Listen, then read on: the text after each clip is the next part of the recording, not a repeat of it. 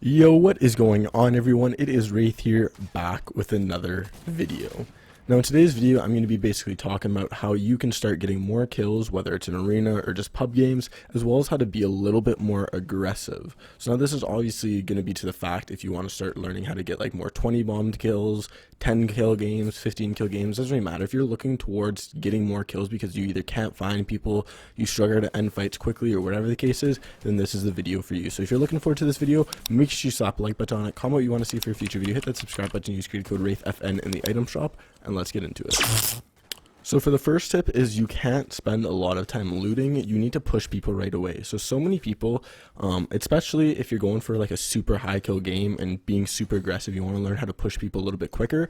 If you're just looting for the first like 5-10 minutes of the game and you find like 10 chests, 15 chests, but you only have 1 kill or even 0 kills, well then that's not really accomplishing what you want to do, right? So basically what you need to do is right off the bat is you need to loot from other people. So what that means is you basically have to kill other people and then steal their loot. So whether that's mats, whether that's weapons, whatever the case, shield. Unfortunately in pubs it's a little bit more difficult just because obviously getting shield or getting mats isn't as easy because you don't get mats and shield per kill. But in my opinion, if you really want to get that high kill game and well as play super aggressive, then unfortunately you're probably gonna have to push in a little bit of a disadvantage. And the nice thing about that, which I'll talk about a little bit on later, is everyone in the early games kind of sewered a little bit. Not that many people have shotgun full load of 200 HP.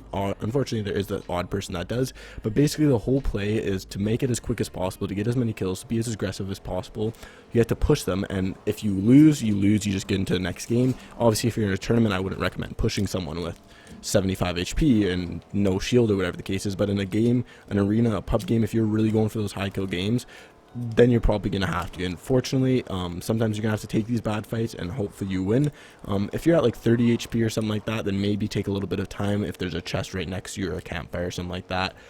Like obviously don't push someone if you're literally 100% gonna die, but if you're at like 90 HP or something like that and it's right off spawn, you know other people might not have the best loot ever, then hey, take it, go for the fight, why not? So the next tip is constantly apply pressure.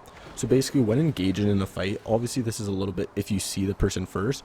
If you don't see the person first and they get the first shot on you, instead of just instantly healing, I always say try and counteractive and play a little bit aggressive, unless they like snipe you or something, or even if they do, in my opinion, shoot an AR bullets back at them and trying to get a couple damage so they don't push you as hard is really the play. But in most case scenarios, if you're playing aggressive, you want to be the one engaging in the fight.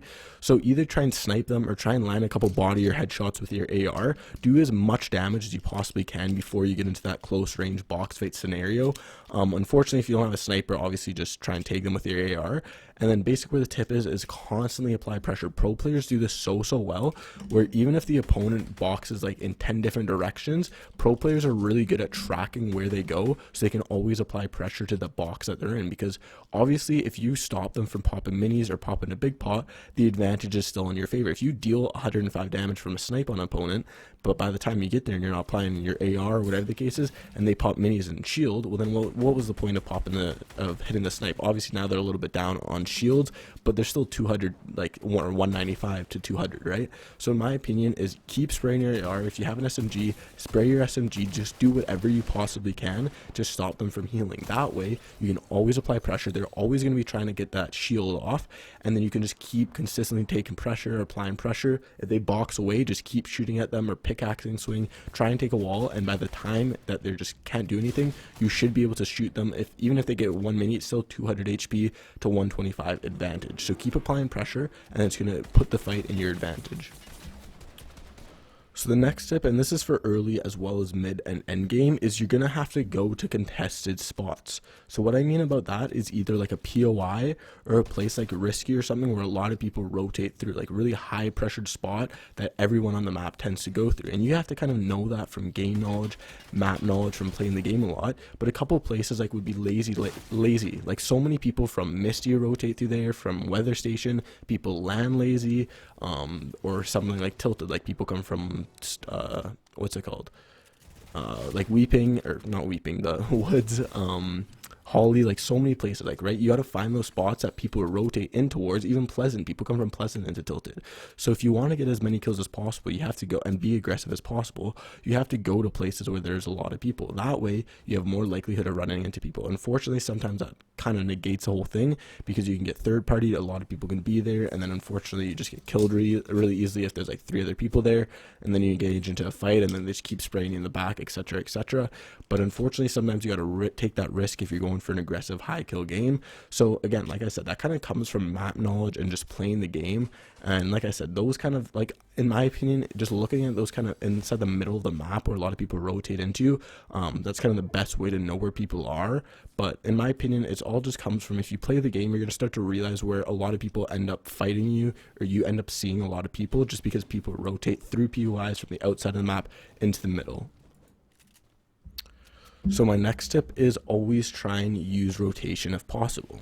So currently right now in this season, if you're watching this later season, it might be a little bit different, but there are shockwaves, there's bouncers, there's cars, and there's boats. And I'm pretty sure that's it. Those are the 4 kind of ways you can get around the map quicker than running. Unfortunately, in like earlier seasons, like with Neo Tilted, there was the kind of wind tunnels you could take. In earlier maps, there's just different things you can do. There's hop rocks, etc, etc. Just different ways you could get around the map, which would allow you to be a little bit more aggressive, get more kills, because you could get where places quicker.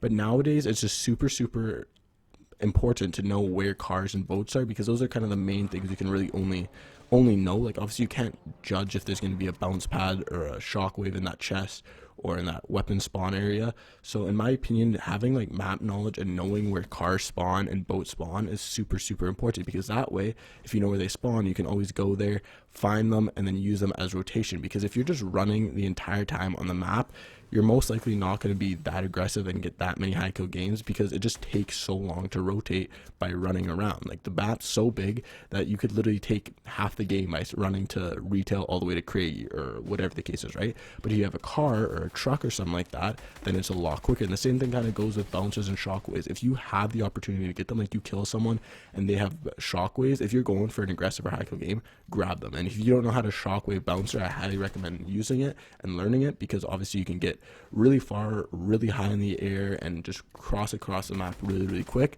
And even if you don't have shockwaves and you have bouncers, just use them. Like they're not crazy. It's not like traps where you're not going to use them that often in the fight. So use them to rotate, use them to get close to those cars or trucks or whatever the case is, and that way you can hop in them and then push people. And the also really good thing about that is you can't get damage in a truck. Well, you can, but it's a lot harder to get sniped or get headshot if you're driving a truck, obviously, because of windows and stuff like that. So not only are you using it to push towards people and get more kills, but you're also using it as protection. If you're just running around in the open, then it's really easy for you to just get sniped or to get a couple of headshot AR'd, or someone in the bushes camping and then they just come out and shotgun you with their tack or whatever the case is.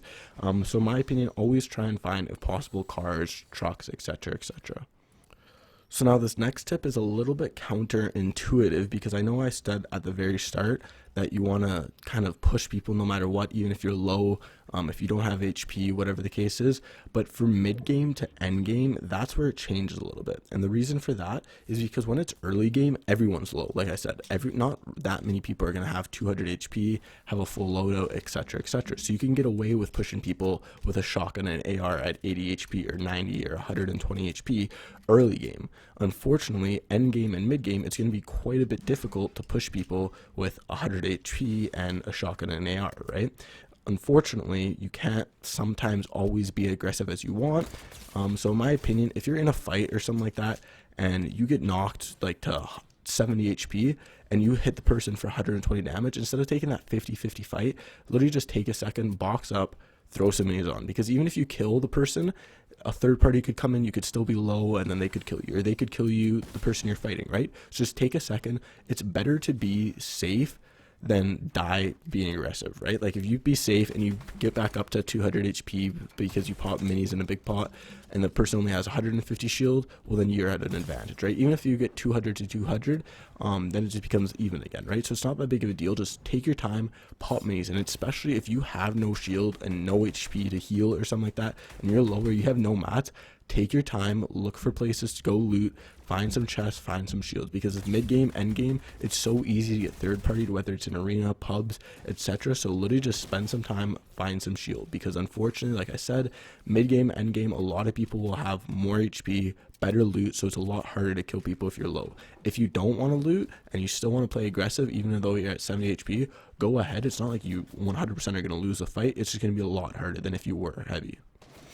So that's basically it for today's video. Hopefully you guys enjoyed. If you did, make sure you slap a like button on it. Comment what you want to see for a future video. Hit that subscribe button. Use creator code WraithFN in the item shop. And I'll see you guys in the next video. Have a good one. Peace.